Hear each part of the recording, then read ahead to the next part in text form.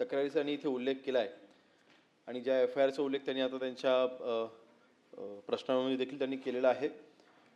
तर 30 जानेवारीला पुणे पोलीस आयुक्तांकडे एक तक्रार दाखल झाली आणि त्या पहिल्या तक्रारीमध्ये एक ओव्हरऑल जनरल तक्रार ती होती आणि कुठली स्पेसिफिक त्याच्यामध्ये उल्लेख नव्हता. तथापि त्यांनी एक फॉलोअप म्हणून त्यांनी मला वाटतं 6 महिन्यांच्या नंतर एक 12 जूनला त्याच व्यक्तीने पुणे महानगरपालिकेच्या उपायुक्तांकडे तक्रार दाखल केली. त्याची प्रत किंवा त्यांनी कुठली त्याची कॉपी त्यांनी पोलीस विभागाला त्यांनी काही दिलेली नाही. परंतु त्या तक्रारीमध्ये ज्या व्यक्तीचा नामोल्लेख त्यांनी केला होता त्या व्यक्तीच्या नावाने 10 फेब्रुवारीला शिवाजीनगर पोलीस स्टेशनला एक तक्रार दाखल झाली होती. ती तक्रार ज्या व्यक्तीने केली होती त्यांच्या भाच्याचा आणि त्यांच्या काही नातेवाईकांची फसवणूक काही ठराविक व्यक्तींनी केलेली आहे असं त्या तक्रारीमध्ये नमूद होतं.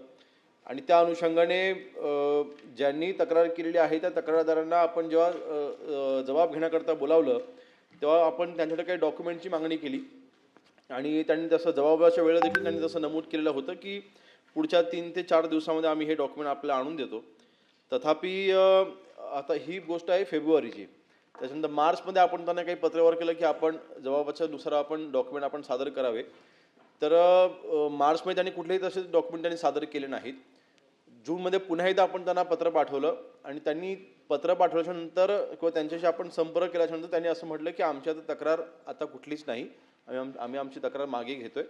ज्यांनी कोणी आमच्याकडनं जो काही निधी घेतला होता किंवा पैसे घेतले होते ते सगळे पैसे त्यांनी आम्हाला परत केलेले आहेत असं करून त्यांनी लेखी दिलेलं आहे की आमची तक्रार आम्ही मागे घेतो. त्यानंतर चौथी तक्रार देखील खडक पोलीस स्टेशनला ही दाखल केली गेली होती. त्यामध्ये त्या तक्रारीमध्ये आपण FIR हा दाखल केलेला आहे. परंतु तो जी रक्कम जी आहे ती त्यांच्याच म्हणजे मला वाटतं आमिर शेख म्हणून त्या व्यक्तीच्या विरोधामध्ये ही तक्रार आहे. जवळपास 2,86,000ची ही फक्त तक्रार होती.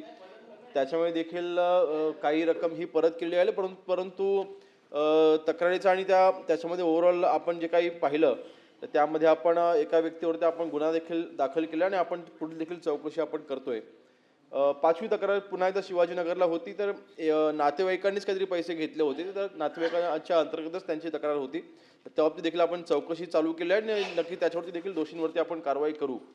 एकंदरीत मी हे का सांगतोय की आपण ह्याच्यामध्ये एका व्यक्तीचं नाव वारंवार दिसतंय ह्यामध्ये जो पुणे महानगरपालिकेमध्ये हा काम करतोय. जरी तक्रारदाराने तक्रार मागे घेतली असेल तरी सुद्धा त्या व्यक्तीचं नाव जर का पैसे घेतले आणि पैशांनी परत केलेले आहेत हे दिसून येते.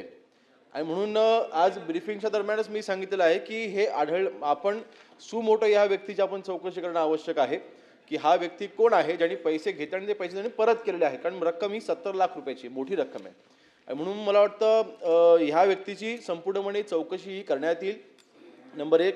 नंबर 2, आपण दुसरा उल्लेख केलेला आहे की खरं तर त्याचा उल्लेख कुठेही लक्षवेधीमध्ये नाही. परंतु आपण इथे लक्षवेधी मांडत असताना प्रायव्हेट फर्मचे डॉक्युमेंट फेक डॉक्युमेंट्स तयार करायचे म्हणजे एक्सपिरियन्सचे सर्टिफिकेट खोटे तयार करायचे किंवा त्यांचे जे काही सरकारी नोकरी देत असताना किंवा काही कदाचित कॉन्ट्रॅक्ट बेसिसवरती घेत असताना आपण एक्सपिरियन्स मुलांना घेतो.